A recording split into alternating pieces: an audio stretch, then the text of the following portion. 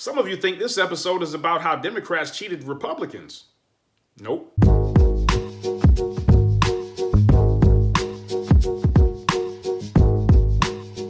Welcome to the Rob Lett Show. I'm your host, Rob Lett. 2016 and 2020, the truth about our last two elections. That's the focus of today's podcast. Oh, we've got a lot to unpack here today. First thing we're going to unpack is talk about the era of the lie. Between that space of 2016 and 2020, there were some huge lies that were taking place, and we're going to address some of those. Then we're also going to talk about how the media turned a blind eye during that period of time. And then finally, we'll wrap up the session by talking about how 2020 was sort of like deja vu. Nearly everything that we experienced in the first era, we're experiencing again. But before we get started, I'd like you to go ahead and do a few things. First of all, like this video, subscribe to it. If you're on YouTube, to the upper right-hand corner, you're going to see a notifications bell. Click it and it'll notify you the next time we release a new show. If you're on Rumble, though, to the upper right-hand corner, you're going to see a share button. Click it and it'll share this video with a friend of yours who should have been here today. Go ahead and do all of those that apply right now. Now, during the era of the lie, there's the lie that we all saw coming. Well, I shouldn't say we all saw coming. Many of us saw coming, but some of us didn't. In January of 2019, we saw one of the biggest lies in recent memory, and everyone was glued to their television set. What happened that night, Jesse? I heard, as I was crossing the intersection, I heard Empire. And I don't answer to Empire. My name ain't Empire. And I didn't answer. I kept walking, and then I heard Empire. So I turned around and I said, "The did you just say to me?" And I see the attacker masked. And he said, "This MAGA country," punches me right in the face. So I punched his ass back. And the phone was in my pocket, but it had fallen out. And it was sitting there. And my manager was still on the phone. So I picked up the phone and I said, "Brandon," and he's like, "What's going on?" And I said, "I was just jumped." And then I looked down and I see that there's a rope around my neck, which I hadn't obviously. You hadn't noticed it before? No, You didn't because see? it was so fast. You know what I'm saying? It was so fast. How long did this all It felt take? like minutes, but it probably was like 30 seconds. The police have gone through a lot of video, and they were able to capture an image of two people of interest. Have you seen that image, and do you believe that they could possibly be the attackers? I do. We live in a society where, as a gay man, you are considered somehow to be weak. And I'm not weak. I am not weak. So when the police came, I kept the clothes on. I kept the rope. So you had the rope on the entire time? I mean, it wasn't like wrapped around, but yeah, it was around because I wanted them to see. If the attackers are never found, how will you be able to heal?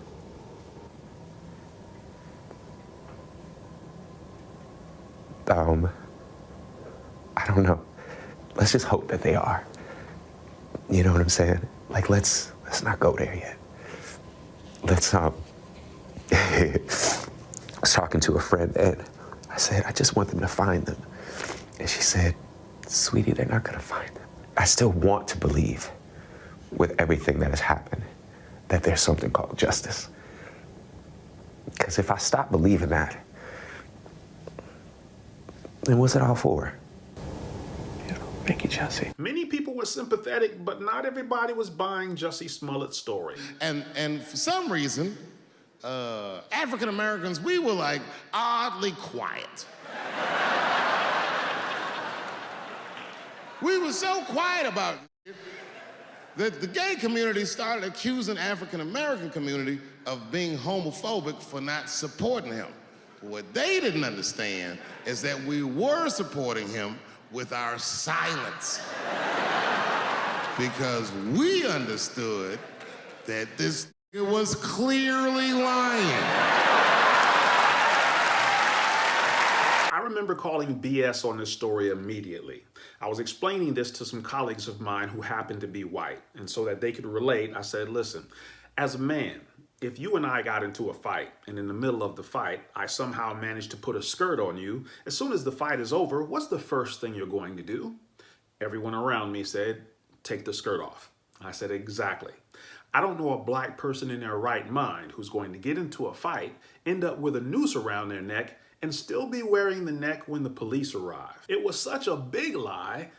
He's still free, by the way.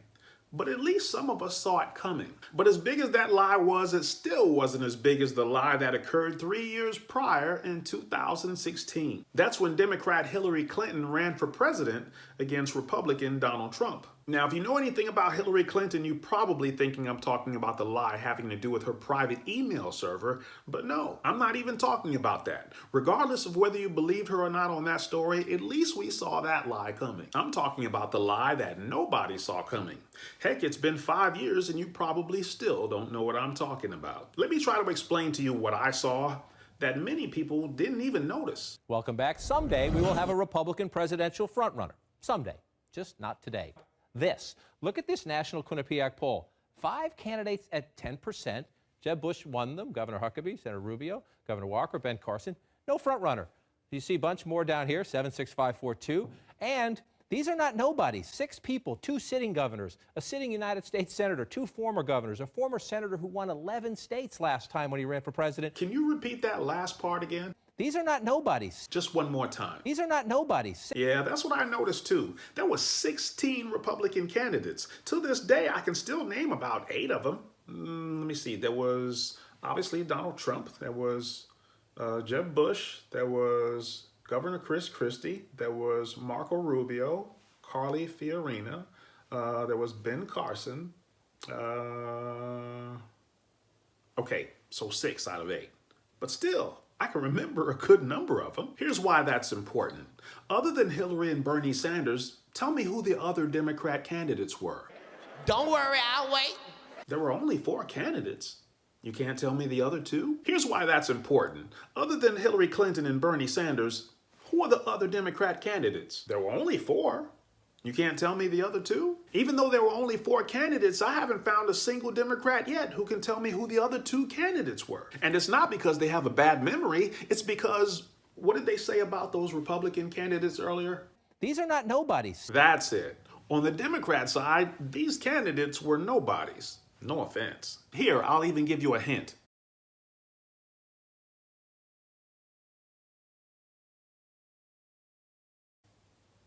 Anything registering? Still nothing, right? That's what I mean. You probably didn't see this lie coming. I'll put both of their names in the description, but see if you can remember who their names were without you peeking. Don't you cheat. Who are their names without you Googling? But the feeling that I got when I saw who Hillary Clinton's competitors were was that the Democratic ticket was rigged. Republicans had a real choice. 16 candidates, big names. Every one of them had an impressive resume. And let's be honest, most people didn't even give Donald Trump a chance at actually winning. If you remember, the Republican establishment hated him, but he won anyway because the people elected him. That's the way an election is supposed to be. It doesn't matter what the establishment wants, it's what the people want. Not so on the Democrat side. Other than Hillary, who were these people? To be honest, you didn't even know Bernie Sanders' name before 2016. Quit playing with me. It's almost as though the Democrat supporters were being given the illusion of choice when the Democratic establishment had already made their decision, regardless of the voters. Again, Trump won. The Republican establishment hated him. That's the greatest testament on the Republican side that the Republican elections were fair because the people spoke. But for Democrats, Democrat voters hated Hillary. You would think she would have never become the nominee. So how does she still become the nominee? Who liked her? I can say with confidence, there has never been a man or a woman, not me, not Bill, nobody, more qualified than Hillary Clinton to serve as President of the United States of America. One of the things I started to notice about the Democrat Party is ever since Bill Clinton, the Democrats have had this thing where instead of letting the voters decide, they've got this thing where they believe it's somebody's turn to become president. Bill was president, Hillary was his wife, so it's her turn to become president. She was so shocked that she wasn't chosen as the presidential nominee in 2008 that she didn't want to chance a fair election again in 2016. This time, she'd make sure she was the nominee, even if she had to rig the election.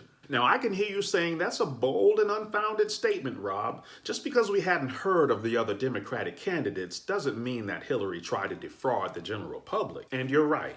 That alone wouldn't make me come to this conclusion. What made me look at it closer was a recording of Hillary's that you might not have heard before. A story came out about an interview that Hillary Clinton gave back in September 5th of 2006. She gave it to Eli Chomsky, who's an editor and staff writer for the Jewish Press. He recorded it. It's a 45-minute interview. At the time, they were talking about politics of 2006, which is 10 years ago. Today it runs in The Observer. The Observer is owned and run by Jared Kushner, who is Donald Trump's son-in-law. Okay, so understand that. Now, having said that, the tape doesn't lie. This is Hillary Clinton on tape. Now, there's a lot of assumptions and implications that the Observer put into their article on this. I'm ignoring all that, but I do have the evidence of the tape here, and where she talks about what happened with the Palestinian elections in the Gaza Strip. And her comments on it are, at a minimum, unsettling. Let's listen. Troubled me deeply. I do not think we should have pushed for an election in the Palestinian territories. I think that was a big mistake. And if we were going to push for an election, then we should have made sure that we did something to determine who was going to win. Oh, boy. Clearly here, Hillary is trying to say that if you don't like the outcome of an election, there's something that you can do to determine who's going to win. Well, how can you know that? I thought we all waited until election night to find out the results. No? Obviously, she means rigging things in her favor, which is what I said it looked like to me. But I know picking weak peers as candidates is still not enough to convince you that Hillary's guilty of election interference. And that leaked audio, she probably was talking about another country. She would never do that here in the United States. Right? Wrong. Right around the time of the 2016 elections, there were some other leaks going on as well. In 2006, former hacker Julian Assange started a journalist organization called WikiLeaks. WikiLeaks acts as a middleman between insiders with information to leak and the mainstream media. WikiLeaks released a number of confidential emails that they thought the general public should know about that year. One of the emails they released was an email between DNC chair and CNN contributor Donna Brazile and Hillary Clinton. Here's the email. Notice the title of the email. From time to time, I get questions in advance. What questions? The presidential debate questions is what Donna's referring to. I rarely hear it. I'll send a few more. Though some questions Roland submitted. Hi. Yes, it is one she gets asked about. Not everyone likes her answer, but can share it. Bethsaida, can you send her answer on death penalty? Remember, Donna Brazile is the chair of the Democratic National Committee, who just so happens to be a CNN contributor. Conflict much?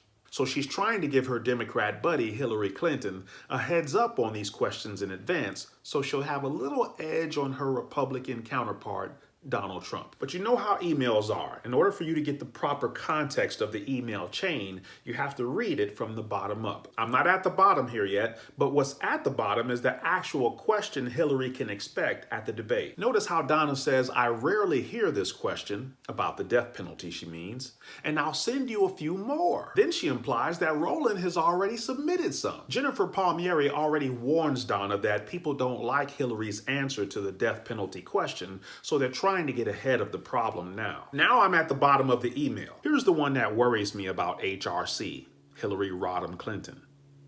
Death penalty. 19 states in the District of Columbia have banned the death penalty. 31 states, including Idaho, still have the death penalty. According to the National Coalition to Abolish the Death Penalty, since 1973, 156 people have been on death row and later set free. Since 1976, 1,414 people have been executed in the U.S. That's 11% of Americans who were sentenced to die, but later exonerated and freed. Should Ohio and the 30 other states join the current list and abolish the death penalty? You can see the question on the death penalty, and apparently Donna is worried about Hillary's answer to the question. So she wants someone to work with Hillary to change her answer, I guess? It feels funny diving into all of this now, but I tell you it was a big deal back in 2016. But here's the kicker: no criminal charges. Not for Hillary, not for Donna, not for the people on the email chain who all conspired to interfere with the outcome of a presidential election. All of this was still fresh at the time of Trump's inauguration, and Democrats were claiming that Trump was an illegitimate president. Some people wanted to know if Hillary Clinton would be punished for her interference. Obviously Republicans. Others wanted to know if Donna Brazile would serve any time for her interference. But to keep from being thrown under the bus, Donna Brazile wrote a book and threw Hillary Clinton under the bus first, saying that Hillary Clinton bailed out the DNC and it created an environment where the integrity of the Democrat Party was compromised. Let me pause here, because I've said a lot and these events are years old. So let me summarize where we are at this point. So let's recap what happened to Hillary and the DNC. So the seeds of corruption go all the way back to 2008. She tries a fair election and lost to Barack Obama. The next time she tries to run in 2016, she tries to rig it through the illusion of choice and gaining some insider information from her buddy who's a contributor at CNN. Keep in mind, both of these were done with the purpose of interfering with the outcome of a presidential election. And even with all of that subtle cheating, she lost again. I need you to pause now. Think, you played fairly and you lost. You had to wait 8 years after Barack Obama. So the next time you're going to cheat. 2016, you cheated a little and you still lost. What's your next step? Help me out here. Think. I'll tell you what's next. She just wasted 8 years under Barack Obama. I'll be darned if she's going to waste another 8 years under Trump, especially when she cheated to get here. Now, there's nothing you can do about having lost an election for the first 4 years, but guess what she can do to sabotage the next 4? New questions are being raised about contacts between President-elect Donald Trump's advisors and Russian officials.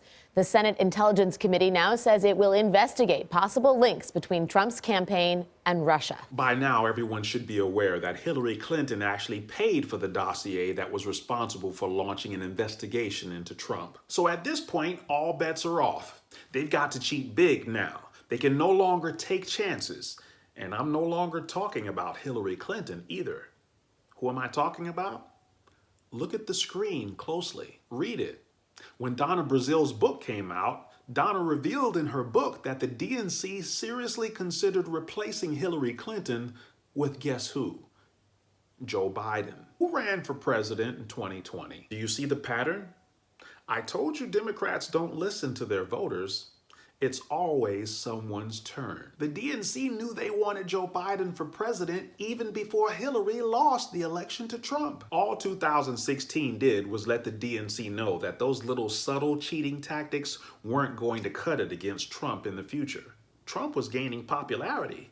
For the DNC, this was becoming an emergency. Are you with me now? Now you see how the 2020 election is being set in motion, with the 2020 president already having been selected back in 2016. Let's close the door on the 2016 election.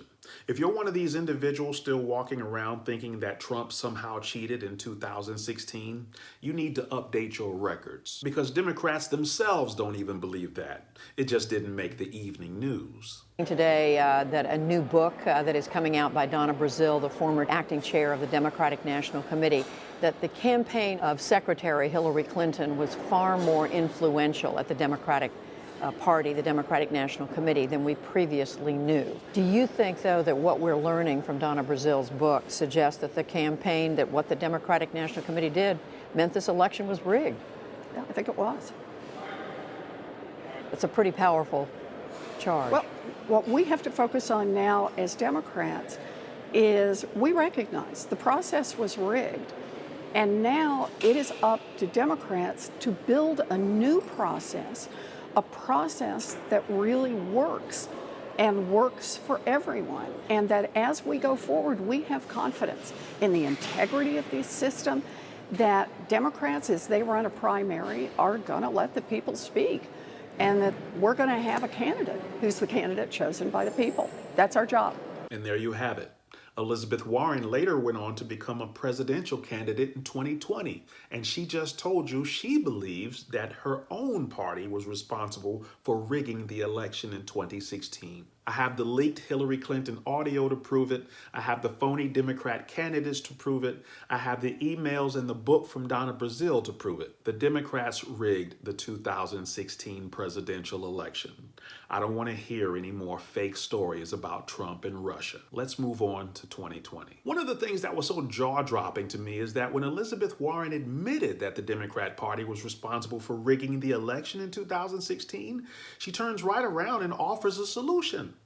That Democrats create a new process. That's like having your chickens come up missing and you hire a fox to help you design the security system. Now you'd think after publicly being caught with your hand in the cookie jar that the Democrats would throw that old playbook away.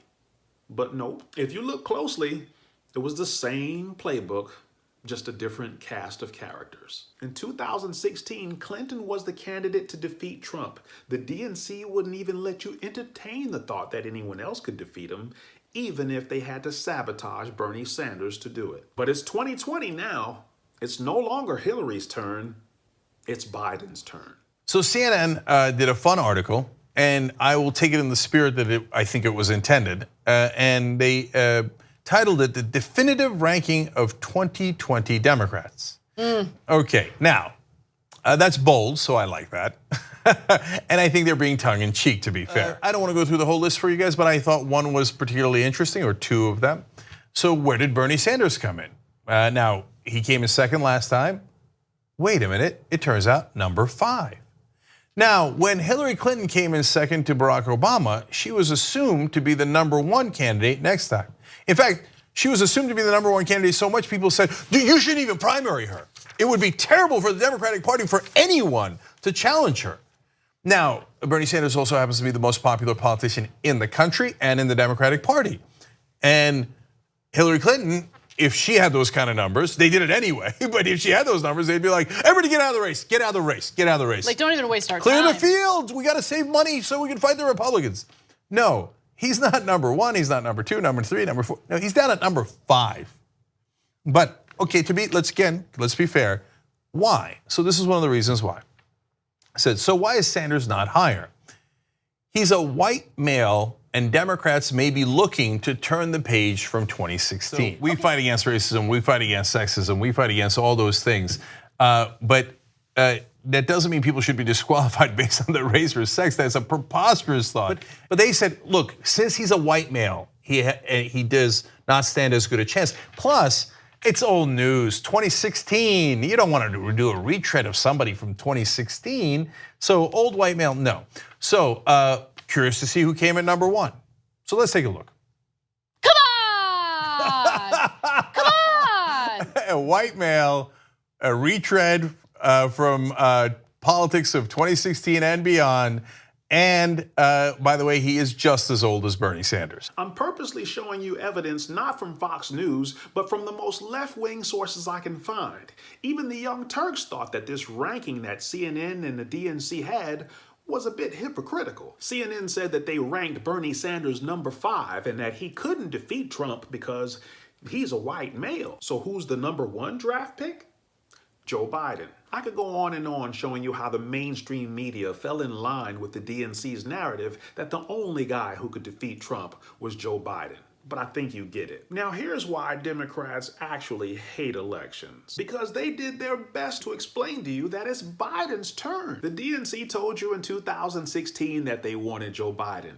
Now it's 2018 and they're telling you again that they want Joe Biden, and the media's on board to inundate you with the fact that if you want to defeat Trump, you only have one choice. You've got to choose Joe Biden. There was only one problem with that. It's called elections. Let's get right to those numbers from the Iowa Democratic Party. 62% of precincts reporting from all 99 counties. And here they are. You can see that Pete Buttigieg is presently leading the state delegate count with 27%. Bernie Sanders with 25%. Elizabeth Warren in third at 18%. And Joe Biden presently trailing in 4th place. 4th. Nearly 50 years in public office. He was the vice president to Barack Obama. The DNC tried to push him, the mainstream media tried to push him, but the general public just wasn't buying it. He came in fourth. And this is the segment of the show that I call Deja Vu, because it's reminiscent of that moment when the mainstream media was trying to sell Hillary Clinton as the golden girl. And it all went very well until the public realized that they only had a choice between Hillary Clinton and this guy named Bernie Sanders, who they never heard of. And it almost started to look like they were choosing Bernie Sanders. So the DNC had to do something drastic. Bernie Sanders went away. Something told me when Joe Biden came in fourth that somehow Pete Buttigieg was going to go away. But it was too early to tell if the Democrat Party was up to their same old election rigging tricks. So I waited. And sure enough, when the proper time came, right before Super Tuesday, I might add, about 3 Democrats all dropped out around the same time. Prominent Democrats running for president have dropped out of the race between South Carolina's primary on February 28th and Super Tuesday on March 3rd. Billionaire activist Tom Steyer suspended his campaign even before South Carolina results were fully reported. Despite finishing third, his strongest finish in the race to date, Pete Buttigieg won the Iowa caucuses, but couldn't carry the momentum into subsequent primaries. Senator Amy Klobuchar announced the end of her campaign, while also endorsing former Vice President Joe Biden. Do you know how hard it is to get politicians to drop out? Most politicians hang on even when you wish they would go away. I remember for a little while I was comparing Andrew Yang to 2% Milk because 2% Milk was almost tied with Andrew Yang. But here we were, witnessing politicians all dropping out around the same time just before Super Tuesday, all so they could make way for who? It was smelling foul all over again. But now would come the ultimate test, because in 2016, Democrats mainly robbed Democrat supporters. In 2020, they robbed Democrat supporters again, but this time there would be questions about whether or not the Democrats robbed the nation. I forget what state it was, but I remember watching television and seeing an instance where Trump was in the lead. There were still precincts reporting, and they ended up calling the state for Joe Biden. You already know the rest of the story, so there's no sense in me rehashing that election debacle. To my conservatives who watch this show, you might be surprised that I didn't spend more time talking about the 2020 election. There are 2 reasons I decided not to do that. The first reason is you're never going to get Democrats to empathize with Republicans losing an election. Don't kid yourself. You're just not. The only shot you have at waking up the other half of America is by proving to them that they're not being robbed by the Republican Party. They're being robbed by their own party. They already suspect it on some level. Then perhaps we'll get some movement on election integrity. Even though I disagree with their choices, I still think their voices should be heard. So what was the second reason I decided not to talk about what happened during the 2020 election? I'll let Tom Cruise explain it to you. You and Dawson, you both live in the same dream world. It doesn't matter what I believe.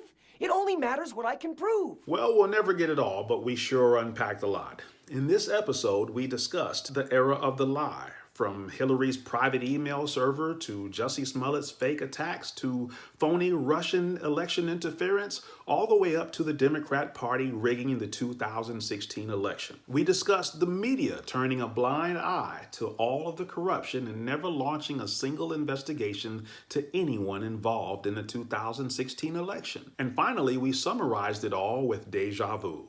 If you knew anything about the 2016 playbook to rig the election, you knew that 2020 felt like this was all too familiar. Make sure you stick around for our next podcast so you can find out why there was no party switch, because some of you are still running around repeating the old outdated lie. Click the link to your left to find out why there was no party switch. Click the link to your right to see our latest show. Click either one of them to go there right now. I'll conclude with the words of Ronald Reagan. This democracy of ours, which sometimes we've treated so lightly, is more than ever a comfortable cloak. So let us not tear it asunder, for no man knows once it is destroyed where or when we will find its protective warmth again. I'm Rob Lett, and I approve this message.